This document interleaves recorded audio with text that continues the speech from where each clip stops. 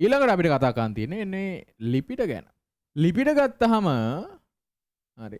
ලිපිඩ වලත් අර පිළිවෙලටම තමයි අපි මුලින් කතා කරගෙන යන්නේ. මෙයාගෙත් අර කාබෝහයිඩ්‍රේට් වගේම තමයි මූලද්‍රව්‍ය සංයුතිය කාබන් හයිඩ්‍රජන් ඔක්සිජන්. හැබැයි මෙයාගේ අර පොදු සූත්‍රයක් කියලා ගන්නත් බෑ. ඒ වගේම මෙයා අර කාබන් වල හයිඩ්‍රේට් නෙමෙයි. ඒක හින්දා අපි මෙතනදී විශේෂයෙන් කියනවා HO අනුපාතය කියන එක 2:1 නෙවෙයි කියලා. ලිපිඩ යටතේ අපි ඒ ආ ගැන කතා කරද්දී විශේෂයෙන් කියන කාරණයක් තමයි අර දැන් අර කාබෝහයිඩ්‍රේට් ගැන කතා කරලා මෙයා ගැන කතා කරද්දී සමහර වෙලාවට හිතෙන්න පුළුවන් නේ හරි HO මෙයාගෙත් HO අනුපාතය 2:1යිද දන්නේ කියලා. ඉතින් ඒක හින්දා HO අනුපාතය 2:1 නෙවෙයි කියලා කියනවා. හරි. ඊට පස්සේ මේකත් එක්කම මේ දැන් අපි ලිපිඩ එහෙම බැලුවොත් එහෙම අපිට බලා ගන්න පුළුවන් වෙනවා ළමයි. මේ හයිඩ්‍රජන් කියන ඒවා සෑහෙන ප්‍රමාණයක් ඔක්සිජන්ට සාපේක්ෂව තියෙනවා. ඒක හින්දා අපි මෙතෙන්දී ඒකත් එහෙමම කියලා දානවා. හරිනේ කතන්දරේනේ. හරි එතකොට අර ලිපිඩ වල මූලික දේවල් ටික යටතේ කතා කරලා ඉවරලා ඊට පස්සේ අර ලිපිඩ වලත් අර විශේෂ කාරණයක් විදිහට ස්පෙෂල් පොයින්ට් එකක් විදිහට කියනවා මේ ලිපිඩ කියන අය අරගොල්ලෝ වගේ දැන් අරගොල්ලන්ගේ නම් ජලයේ දිය වෙන සෑහෙන කට්ටියක් හිටියනේ. මේගොල්ලන් කිසිම කෙනෙක් ජලයේ දිය වෙන්නේ නැහැ. ඒක හින්දා අපි කියනවා මේක මේ ජල බීතිකයි කියලා. හයිඩ්‍රෝෆෝබික් කියලා කියනවා ජල බීතිකයි. ජල බීතික ඒ වගේම අර දැන් කාබෝහයිඩ්‍රේට් ගත්තොත් එහෙමනම් ඒගොල්ලන්ගේ හරි බොහොම අර ලස්සන සැකස්මක් තිබෙන්නේ මොනෝසැකරයිඩ් එකතු වෙලා ඩයිසැකරයිඩ් එකතු වෙලා පොලිසැකරයිඩ් එහෙම ලස්සන සැකස්මක් තිබෙද මෙයාගේ එහෙම සීන් එකක් නැහැ මෙයාගේ ඔක්කොම තියෙන්නේ අර එක එක විදිහේ අණු ඒක හින්දා ජල බීතික විවිධාකාර හෙටරොජීනස් හරි විවිධාකාර අණු සහිත ඒ කාබනික අණු කාණ්ඩයක් තමයි නැත්නම් සංයෝග කාණ්ඩයක් තමයි මේ විදිහට ලිපිඩ කියලා කියන්නේ. මේ ලිපිඩ කියන ඒවා ගත්තට පස්සේ අපිට ජෛවීය වශයෙන් වැදගත් වෙන ලිපිඩ. ඒ කියන්නේ ලිපිඩ වර්ග ටික ඔක්කොම මෙතනදී කතා කරන්නේ නැහැ. ජීවීන් හදන්න දායක වෙනවනේ අපි මේ ජීවයේ රසායනික පදනමනේ කතා කරන්නේ. ජීවීන් හදන්න දායක වෙන ජෛවීය වශයෙන් වැදගත් වෙන ලිපිඩ ආකාර 3ක් තියෙනවා. ඒ එකක් තමයි මෙන්න මේ විදිහට අර ට්‍රයිග්ලිසරයිඩ් කියලා කියන්නේ. ට්‍රයිග්ලිසරයිඩ් ඊට පස්සේ ෆොස්ෆෝ ලිපිඩ ඊළඟ එක ඊට පස්සේ මේ ස්ටෙරොයිඩ් ඔන්න ඔය ටික තමයි අපිට කතා කරන්න තියෙන්නේ. ට්‍රයිග්ලිසරයිඩ් ගත්තාම ඒ වගේ හරි මේක රවුම් කරගන්න මෙන්න මේ හයිඩ්‍රෝකාබන දාමය.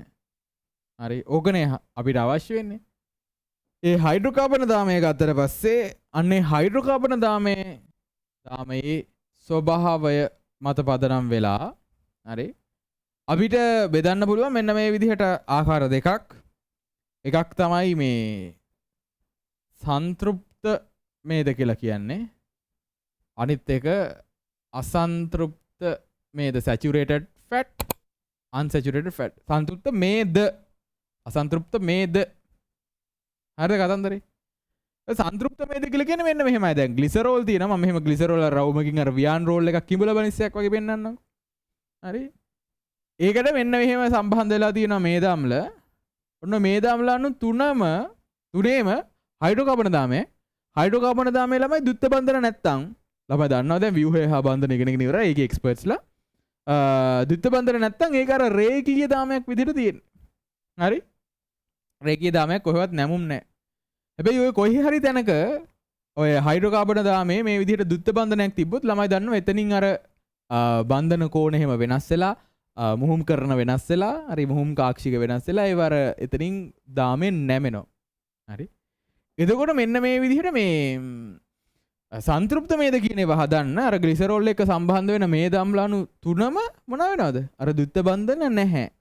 හරි? ද්විත්ව බන්ධන නැහැ කියලා කියන්නේ ඒ හයිඩ්‍රෝකාබන දාමයට සම්බන්ධ වෙන්න පුළුවන්. ඒ හයිඩ්‍රෝකාබන දාමයේ තියෙන කාබන් පරමාණු වල සම්බන්ධ වෙන්න පුළුවන් උපරිම හයිඩ්‍රජන් ප්‍රමාණය සම්බන්ධ වෙලා ඉවරයි.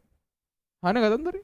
එතන අන්න ඒ වගේ සන්තෘප්ත මේද අම්ල 1යි 2යි 3ක් සම්බන්ධ වෙලා යම් කිසි ට්‍රයිග්ලිසරයිඩයක් ඒ කියන්නේ මේද අණුවක් හැදෙනවා නම් ඒකට අපි කියනවා මොකක් කියලාද? සන්තෘප්ත මේද කියලා saturated fat. හරි. එහෙනම් අසන්තෘප්ත මේද කියලා කියන මොනවද ළමයි? ග්ලිසරෝල් එක්ක සම්බන්ධ වෙන මේද අම්ල අණු තුනෙන් එක මේද අම්ල අණුවක් මොනවා වෙලා තියෙනවද? අසන්තෘප්ත වෙලා තියෙන්න ඕනේ. ඒ කියන්නේ අසන්තෘප්තයි කියලා කියන්නේ එන්න ඒ මේද අම්ලයේ තියෙන හයිඩ්‍රෝකාබන දාමයක්. ඒ හයිඩ්‍රෝකාබන දාමයේ කොහේ හරි තැනක මොනවද තියෙනවද? කාබන් පරමාණු අතර හයිඩ්‍රෝකාබන දාමයේ කාබන් පරමාණු අතර. එතන අපි ස්පෙસિෆිකලිම කියන්න ඕනේ. මොකද ආයි අණුවල එක තැන්වල ද්විත්ව බන්ධන තියෙන්න පුළුවන්. අපිට එක තැන්වල තියෙන ද්විත්ව බන්ධන මේ වෙලාවේදී අදාළ වෙන්නේ නැහැ. අපිට ඕන වෙන්නේ අර අපි සලකලා බලන හයිඩ්‍රෝකාබන දාමයේ ද්විත්ව බන්ධන. රන්නේ හයිඩ්‍රෝකාබන දාමේ කොහේ හරි කාබන් පරමාණු අතර ද්විත්ව බන්ධනයක් තියෙනවා නම් ඒ කියන්නේ මොකක්ද? අපි මොකක් හරි කරලා ඒ කාබන් පරමාණු අතර තියෙන ද්විත්ව බන්ධනයෙන් එක බන්ධනයක් ද්විත්ව බන්ධන කියලා කියන බන්ධන දෙකයි ඩබල් බොන්ඩ් එක. එකෙන් එකක් ඇඩුවොත් එහෙම අන්න එතනින් අපිට හිදැසක් ඇති වෙනවා. තව මොනා කරන්නද? තව හයිඩ්‍රජන් වලට සම්බන්ධ වෙන්න. තව හයිඩ්‍රජන් සම්බන්ධ කරවන්න පුළුවන්. ඒ කියන්නේ ඒ වගේ ද්විත්ව බන්ධන තියෙනවා නම් හයිඩ්‍රෝකාබන දාමයක ඒ වගේ හයිඩ්‍රෝකාබන දාමයක් හයිඩ්‍රජන් වලින් සන්තෘප්තයිද? නැහැ. අසන්තෘප්තයි, unsaturated. පැහැදිලිද කතන්දරේ? එතකොට අන්න ඒ වගේ අසන්තෘප්ත මේද අම්ල මේ තියෙන්නේ. අසන්තෘප්ත මේද අම්ල එකක් හරි තියෙනවා නම් යම්කිසි ට්‍රයිග්ලිසරයිඩ් අණුවක යම්කිසි මේද අණුවක් කියලා කියන්නත් පුළුවන්. අන්න ඒ වගේ එකක් තමයි ළම අපි මොකක් කියලා කියනද? අසන්තෘප්ත මේදේ කියලා කියන්නේ. පැහැදිලිද? එතකොට ළමයි දන්නවා ඒ ද්විත්ව බන්ධනයේ ස්වභාවය අනුව අපිට ද්විත්ව බන්ධනයේ වර්ගීකරණය කරන්න පුළුවන් සිස් සහ ට්‍රාන්ස් කියලා. හරි? එතකොට ඒ වගේම තමයි අනේ ද්විත්ව බන්ධනයේ ස්වභාවය මත පදනම් වෙලා මෙන්න මේ අසන්තෘප්ත මේද කියන ඒවත් අපිට මොනවා විදිහටද? හරි. ට්‍රාන්ස් අසන්තෘප්ත මේද හරි සිස් අසන්තෘප්ත මේද විදිහට වර්ගීකරණය කරන්න පුළුවන්. මොකක් මත පදනම් වෙලාද? ද්විත්ව බන්ධනයේ ස්වභාවය මත පදනම් වෙලා. කොහේ තියෙන ද්විත්ව බන්ධනයේද? මෙන්න මේ අසන්තෘප්ත මේද අණුවේ. අසන්තෘප්ත මේද අණුවේ කොහෙද? ගොඩක් තැන්වල ද්විත්ව බන්ධන තියෙන්න පුළුවන්. කොහේ තියෙන ද්විත්ව බන්ධනේද අපි සලකලා බලන්නේ? ඒක හදන්න දාගලා තියෙන මේද අම්ලවල ඔව් කොහෙද? හයිඩ්‍රෝකාබන දාමේ. හරි. ද්විත්ව බන්ධනයේ ස්වභාවය මත කොහෙද? විශේෂයෙන්ම දාන්න ඕනේ මේද අම්ල වල හයිඩ්‍රෝකාබන් දාමයේ තියෙන ද්විත්ව බන්ධනය. ඒකයි අපිට මෙතන වැදගත් වෙන්නේ. වෙන කොහෙවත් තියෙන ද්විත්ව බන්ධන අපිට අදාළම නෑ. අනේ. ඒකයි වෙන්නේ. හරිනේ.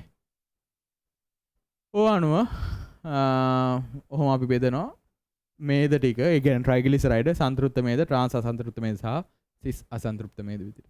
එහෙනම් ඕගොල්ලෝ කරන්න තියෙන්නේ මොකද්ද? මෙන්න මේ විදිහට ආපහු ට්‍රයිග්ලිසරයිඩ් අණුවක් ඇඳලා හරි. ඒකේ හයිඩ්‍රෝකාබන දාමයේ ලස්සනට පෙන්නලා හයිඩ්‍රෝකාබන දාමයේ ස්වභාවය අනුව සන්තෘප්ත අසන්තෘප්ත මේද විදිහට වර්ග කරනවා කියලා පෙන්නලා මේ සන්තෘප්ත මේද කියන ඒවා මේ විදිහට අර අසන්තෘප්ත මේද කියන ඒවා බන්ධනයෙන් නැමිලා තියෙනවා මෙන්න මේ විදිහට පෙන්නලා මේක ඇඳගමු එන ටක් ගාලා. මෙතනනේ අර ටිකක් සංකීර්ණ තැන. ඒකින්ද මම මෙතන දාලා තියන්න. අවශ්‍ය වුණොත් බලා ගන්න. පුළුවන් තරම් මතකෙන් අඳින්න ළමයි. හරි.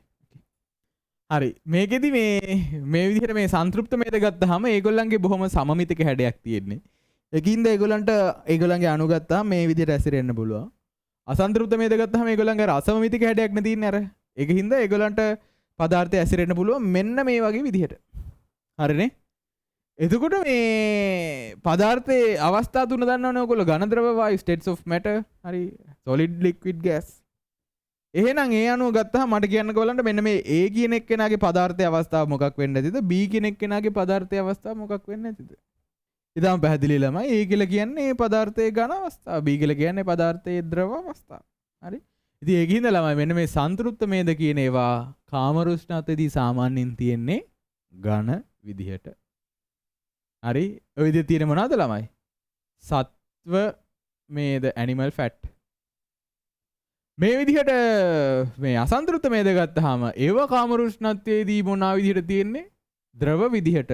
උදාහරණ ශාක, තෙල්, හරි, plant oils. දැක්කනේ? අර ඝන අවස්ථාව කියද්දි මේද කියන වචනයත් ද්‍රව අවස්ථාව කියද්දි තෙල් කියන වචනයත් මෙතෙන්දී පාවිච්චි කරනවා. හරි. වචන තමයි තියෙන්නේ. හරි නේද කතන්දරේ? ඔකයි ඊළඟ සිද්ධිය. මේක ඕනනම් කැමති නම් ඇඳගන්න. හරි. ඊට පස්සේ ළමයි අවසාන කාරණේ මෙන්න මේගොල්ලන්ගෙන් ළමයි මෙන්න මේ සන්තෘප්ත මේද කියන ඒවයි ට්‍රාන්ස් අසන්තෘප්ත මේද කියන ඒවයි. හරිද? ඒව ගත්තොත් එහෙම ඒවා ඕනවට වඩා පරිභෝජනය කරොත් අපි කියනවා අධි පරිභෝජනය. හරි? අධිපරිභෝජනය කරොත් මොනවා වෙනවද? ඒවා ගිහිල්ලා ධමනි බිත්ති වල තැම්පත් වෙන්න පුළුවන්. ධමනි බිත්ති තියෙන්නේ මේද වලට තැම්පත් වෙන්න නෙමෙයි. එහෙම වුණොත් මේක රෝගී තත්ත්වයක්. ඒකට අපි කියනවා මේ ඇතෙරොස්ක්ලෙරෝසිස් කියලා. ඇතෙරොස්ක්ලෙරෝසිස්. හරි. මට ඒක සිංහල ලියන්න තේරෙන්නේ නැහැ ළමයි. හරි. මේ ඇතෙරොස්ක්ලෙරෝසිස්. හරි. ඕකේ ඔය ඇතෙරෝ හරි ඇතෙරෝ කියලා කියන්නේ ළමයි මේද තැම්පතු කියන එකට. ස්ක්ලෙරෝසිස් කියලා කියන්නේ ඝන වීම කියන එකට. එතකොට මෙන්න මේ විදිහට සන්තෘප්ත මේද සහ අසන්තෘප්ත මේද කියන ඒවා අධිපරිභෝජනය කරොත් ඕවර් කන්සම්ප්ෂන්. හරි අධිපරිභෝජනය කළොත් එහෙම. හරි. ඒවා ගිහිල්ලා මේද තට්ටු විදිහට අපේ ධමනි වල තැම්පත් වෙනවා. ධමනි වල තැම්පත් වෙලා ධමනි ඝන වෙනවා. එතකොට මේද තැම්පතු හින්දා ධමනි ඝන වීමේ තත්ත්වය තමයි ළමයි ඇතෙරොස්ක්ලෙරෝසිස් කියලා කියන්නේ. සන්තෘප්ත මේද ඒතකොට ට්‍රාන්ස් අසන්තෘප්ත මේද. හරනේ කතන්දරේ. ඒ ශ්‍රී එක. ඔයගලන්ට අර ට්‍රාන්ස් අසන්තෘප්ත මේද එනුයි සිස් අසන්තෘප්ත මේද එනුයි කවුද නරක එක්කෙනා කියලා. දැන් මේගොල්ලෝනේ නරක ට්‍රාන්ස් අසන්තෘප්ත මේදනේ. කවුද නරක එක්කෙනා කියලා පැටලෙනවනම් ළමයි දන්නවනේ ට්‍රාන්ස්ලා හරි ට්‍රාන්ස්ලා අවුල්නේ. හරි ට්‍රාන්ස්ලා අවුල් ඒකින්ද ඒකින් මද තියන්නේ මේ ඒ අණුව තමයි ට්‍රාන්ස් අසන්තෘප්ත මේදත් අවුල් වෙන්නේ කියලා. හරි ට්‍රාන්ස්ලා කියන්නේ කවුද කියලා දන්නවා. හරි මේ තියෙන ළමයි සන්තෘප්ත මේද බලන්න ඒගොල්ලන්ගේ අර මේද අම්ල අණු තුනම මෙහෙම දාලා තිබ්බට අර මේක කෙලින් තියෙන දාමයක් හරි කෙලින් තියෙන දාමයක් නැමිලා නැහැනේ කොහෙන්වත් කියන්නේ. කෝණේ වෙනස් වෙලා නැහැනේ. රේඛීය දාම මේවා. සන්තෘප්ත මේදේ අර තියෙන මේද අම්ල අණු තුනම ඍජුව තියෙන්නේ. හරි ඒක හින්දා අර කාමරස්නතේ ඝන විදිහට තියෙන්න පුළුවන්. අසන්තෘප්ත මේද ගත්තාම මේ බලන්න මේ අන්න දාමේ නැමිලා හයිඩ්‍රෝකාබන් දාමේ දුත්ත බන්ධනයක් හින්දා නැමිලා තියෙන්නේ. මේ නැමිලා මේ ඒක හින්දා යාගේ අර අසමමිතික හැඩයක් තියෙන. ඒක හින්දා කාමරස්නතේදී ද්‍රව විදිහට තමයි සාමාන්‍යයෙන් තියෙන්නේ. සටහනේ නම් මතකෙන් දාගමු ළම. ඊට පස්සේ අපිට පොස්පොලිපිඩ ගැන කතා කරන්න තියෙනවා.